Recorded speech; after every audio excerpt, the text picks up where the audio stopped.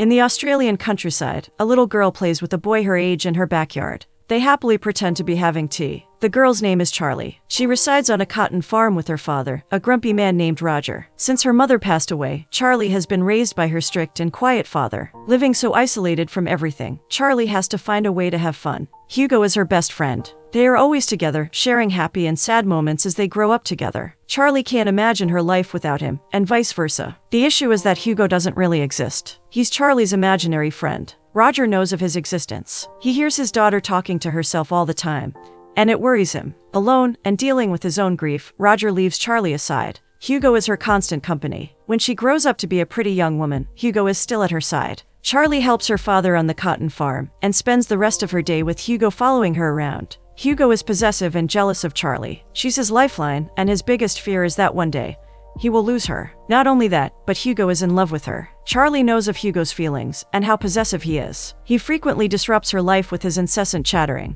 Despite all that, Charlie cannot see herself without him. It's strange, though, because Hugo is attracted to her. It should not be possible, but he can barely watch her changing clothes without feeling his non-existent heart beating wildly in his chest. Charlie tries to brush his weirdness aside, knowing that a relationship between them is impossible. Hugo's existence also makes her life harder. She knows her father worries about her mental state, so she has to pretend not to see Hugo anymore. Roger still believes that she sees him and talks to him. Charlie doesn't realize how frequently she's speaking to an empty space. One day, after a hard day working at the farm, she goes to the only pub in the small town. She's dirty and disheveled. Like usual, Hugo is next to her, an untouched glass of beer in front of him as he talks her ears off. A handsome man wearing a suit enters the pub, and his eyes instantly find Charlie. She's a pretty woman, with dark brown hair and an open expression. She's smiling as she listens to Hugo's joke, and even chuckles. The man sits next to her, skipping the seat where Hugo is sitting. When Charlie notices him, her heart lurches. He's new in town. She and the man exchange shy glances, and Hugo notices. He immediately gets jealous of the man, especially when Charlie ignores Hugo to talk to him. Charlie finds out that the man's name is Guy. She tells him the same joke Hugo was telling her, but Hugo keeps interrupting to talk over her. He knows if he does this, she won't be able to focus on Guy. Unfortunately for him, Guy finds Charlie's fumbling cute.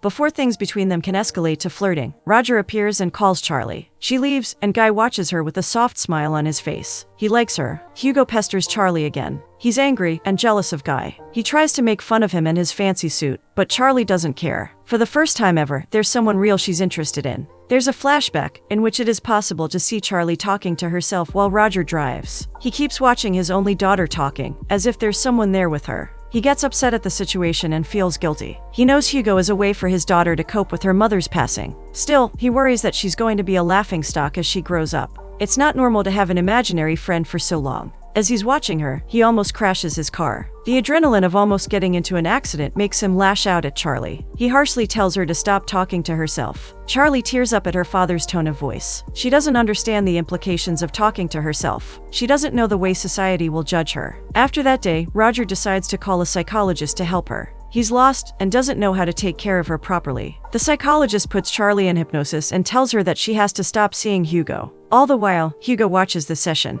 Back in the current time, Hugo keeps annoying Charlie. He wants her to give him more attention, to go back to the way they were when she was a kid. Charlie's not a kid anymore, though. She wants to find love, travel, and discover more of the world. Her life doesn't revolve around Hugo anymore, but she is all he's got. After all, without Charlie, Hugo doesn't exist. While she's at home, Guy is there, talking to her father. He explains that he's the producer of a documentary. The doc is about a love reality show, where the main characters are single people from rural Australia. Guy thinks it would be great to explore how people from small towns are different from the ones in big cities when it comes to dating. Charlie thinks it's a great idea, and that Roger should try to do the interview. It would be good for him to put himself out there again. Roger gets upset at the idea of forgetting his precious wife and rejects Guy's offer. While they are talking, Hugo is once again bothering Charlie with his incessant criticism of Guy. It gets to a point that she snaps at him to get out, but Guy thinks it's at him. The only one to notice her weird behavior is Roger, and he isn't happy about it. He snaps at Charlie and leaves the room in awkward silence. Guy tries to break the stiff moment by apologizing, but Charlie brushes him off. It isn't the first time she's got into a confrontation with her father, and it won't be the last. Through the years, Roger has built a wall around himself to protect his tender heart.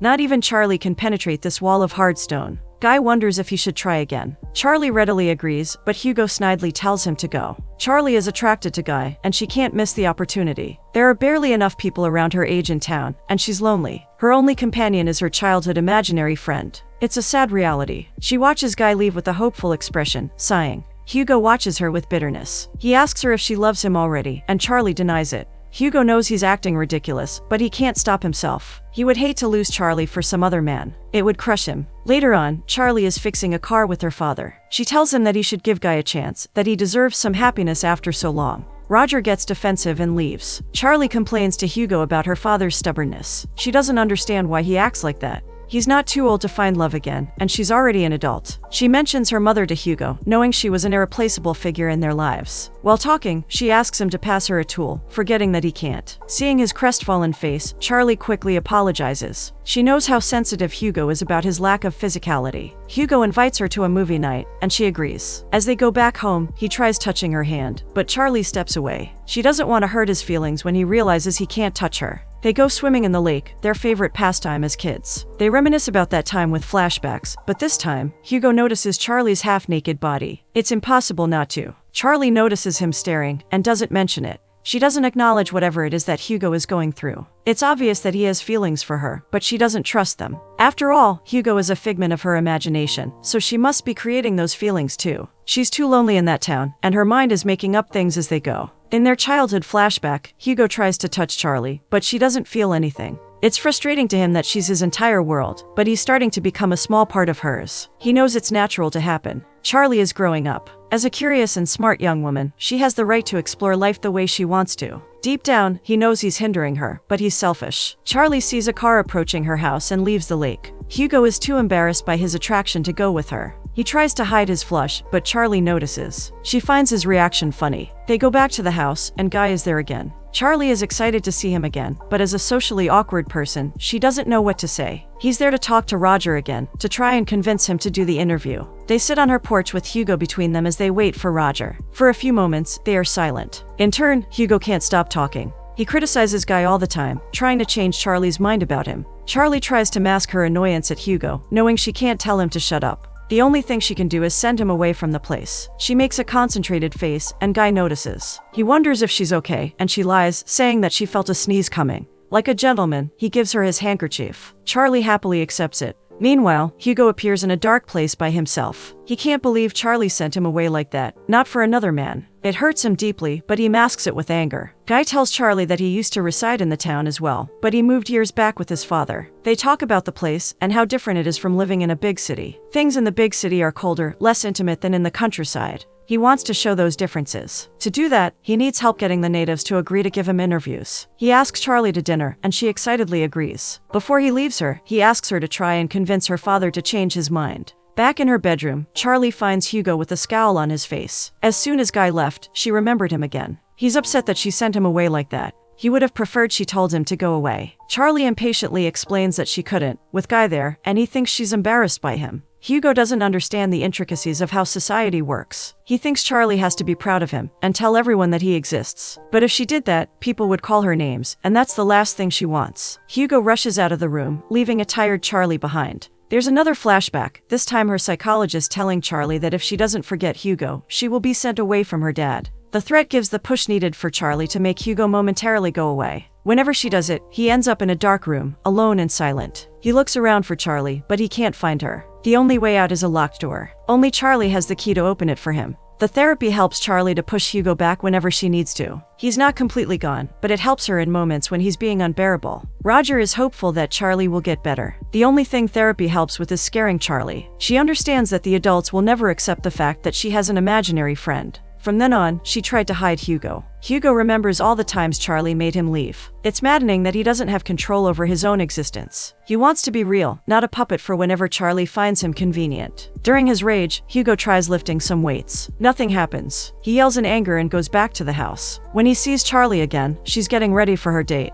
She put on some nice clothes and makeup. Hugo is pouting that she is canceling their movie night to go out with another man. Charlie patiently tells him that he can't come with her. She wants to have a moment alone with Guy. Hearing this crushes Hugo even more. When Guy arrives to pick Charlie up, Hugo watches with a sudden depression. Seeing them laughing and knowing that they will be alone sends his jealousy and self-pity roaring. The date is more to help Guy out with the interviews than anything. Charlie sorts out the people he can interview, and they talk a bit about their lives. She tells him about an old man that would have a nice story, and Guy remembers him. He points out the man is a lunatic who talks to himself, not knowing that the same could be said about Charlie. She mentally cringes, but swiftly changes the subject. She asks more about his life, and he tells her that small-town relationships fascinate him. In small towns, people always try to fix something before throwing it out, even loneliness. Unknowingly, his words strike a chord with Charlie, because she created Hugo in a difficult time. He's her constant companion, the one thing she can always count on. There's no way for her to be lonely, with Hugo at her side. Meanwhile, Hugo is at home with Roger, and he talks to the man as if he can hear it.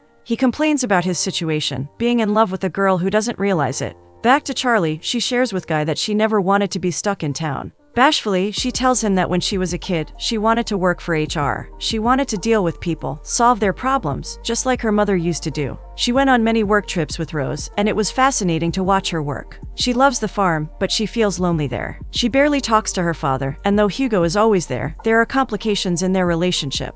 The rest of the date is great. Guy is a nice person, charming, smart, and polite. When he's taking her back home, he tells her that he had a crush on her when they were younger. Charlie is surprised, because she doesn't remember him. Maybe she was too absorbed with Hugo to notice things around her back then. She isn't now, though. Charlie abruptly stops the car and kisses Guy. It's her first kiss, and it's wonderful. Feeling the touch of another person on her skin, his warm lips, and his thundering heart is amazing. It reminds her again how much time she has wasted with Hugo. This leads her to forget about Hugo again, and he slowly goes back to the dark and lonely place in her mind. Only an afterthought. They go back home, and Charlie kisses Guy again before leaving. Roger is sleeping on the couch with the TV on. Charlie sends him to bed, and he grumpily mumbles that he had to make sure she was out with a real person. Charlie's bliss goes down the drain with Hugo's presence. He's upset again that she sent him away. She didn't do it on purpose this time, so it must have been the fact that she was kissing Guy. Hugo doesn't know what is worse. He wants her to tell Guy about him, but she refuses. She would never do it. Hugo accuses her of being ashamed of him. Charlie finally has enough of Hugo's constant needy behaviors. She tells him that she won't stop dating Guy. Hugo once again rushes out and lashes out. In his moment of rage, he accidentally punches a weight and hurts himself. It takes him a moment to realize that he touched something for the first time.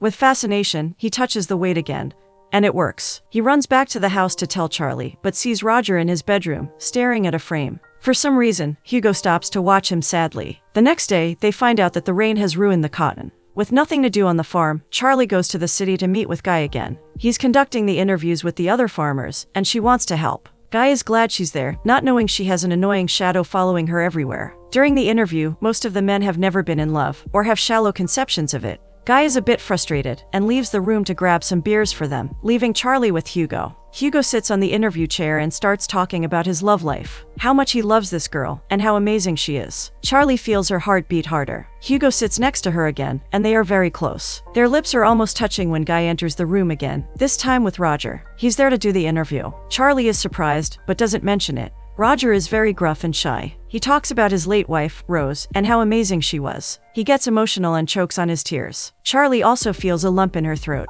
It's the first time she sees her father talking about her mother ever since she passed away. She had no idea she needed to hear it so badly. After a few minutes, it's too much for Roger, and he abruptly leaves. Charlie isn't well either. It's very hard to think about her mother. She doesn't remember anything about her. The way she smiled, or the sound of her voice, are all buried deep inside her mind. A coping mechanism to help with her trauma, just like Hugo. Charlie feels affected by her father's confession, and Hugo's constantly trying to change her mind about them. She feels as if she's underwater, not able to breathe or swim to reach the surface. It's tiresome, and she can't deal with it. Guy tries talking to her, saying that he understands their pain and grief. He lost his mother too, and he remembers how hard it was. He mentions that people have different coping mechanisms, and Charlie once again feels the air escape her lungs. Hugo notices her turmoil when he starts fading in and out of existence. Charlie can't deal with her turbulent emotions, and runs to the bathroom. Hugo follows. They start arguing again, with him insisting she tell Guy about him. Charlie yells that if people see her talking to him, they will think she's crazy. Hugo professes his love for her again, arguing that they could work things through. Charlie cries. She wishes things were that easy. She goes back to the bar and tells Guy she needs to leave. Guy asks why she's acting so weird, and it's a trigger for Hugo. He punches Guy, and it hits. Guy can't see him, so he thinks it was another man, and starts fighting with a random person.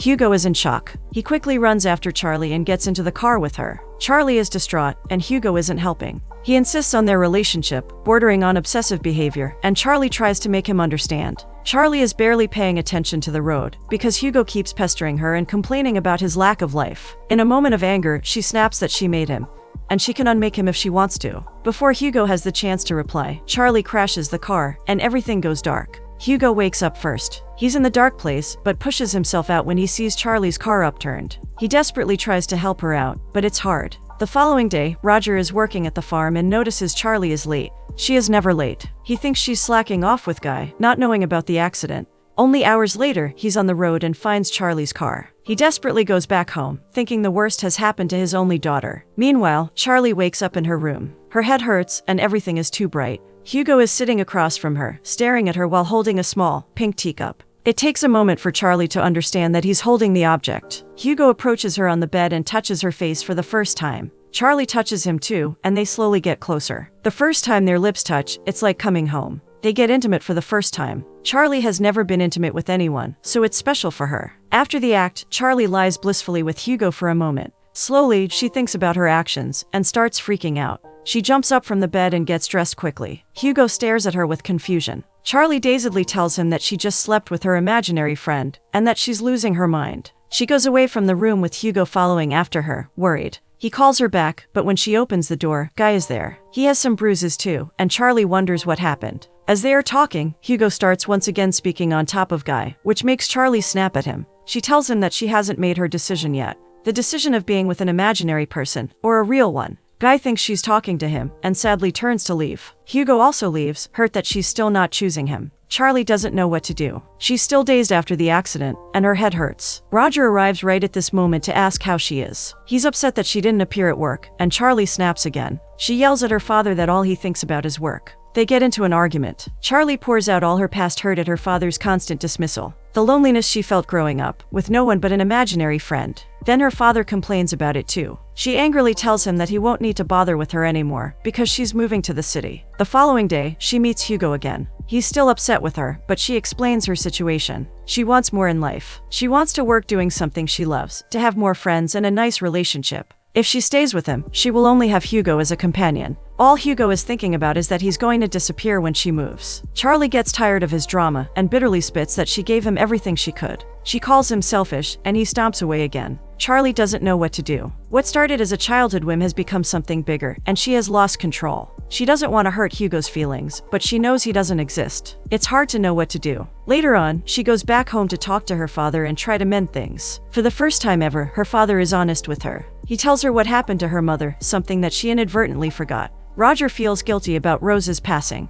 His gun was accidentally triggered and he shot her, eliminating her on the spot. Charlie saw everything. Since it was a traumatic event, her brain erased the whole situation completely. As the days went by, Roger got lost in his guilt and grief, leaving Charlie alone. It was at that moment that Hugo came to light. Charlie comes to terms with the fact that Hugo, in the beginning, was a personification of her father. Even the nickname he has for her is the same one her father used. She needed someone to help her deal with her emotions, and when her father was unavailable, Hugo appeared. Talking about it is hard for them. Charlie hugs her father, understanding that he was hurting too. Despite her dependency on Hugo not being healthy for her, at least she had him. Her father was alone, in a sea of pain and solitude. Charlie can't hold a grudge because of the way he treated her. If anything, she understands. After their heartfelt talk, Charlie finally concludes. She goes back home and calls Guy. Before she can talk to him, Hugo appears. During his time away from her, he did some thinking and understood that his place in Charlie's life needs to be filled with someone else. She needs to let go of him to move on. He's the representation of her sad past, a moment filled with loneliness and tears. It was good while it lasted, but he needs to let her go. Charlie gets emotional, knowing it's the right thing to do. It's too hard to say goodbye to Hugo. He has always been her best friend and emotional support. The problem is that she relied too much on him, and she needs something solid in her life. Hugo tells her that she needs to go with Guy, to take her life the way she wants to. They hug for the last time, and Charlie gets ready to change her life. Charlie leaves with Guy the next day. Watching her go is a bittersweet feeling, both for Roger and for Hugo. It's the right path for her, though. Charlie says goodbye to them, and leaves with Guy for her future. A few months later, Charlie calls Roger to inform him that he was chosen for the reality show. While Roger talks to her on the phone, he opens the garage to find a note glued to the bench press. It's Hugo's. Roger can't believe his eyes. He smiles, and the movie ends. Hugo's presence with Roger symbolizes that though Charlie isn't there anymore, she left a piece of herself with her dear old father, so he's never alone.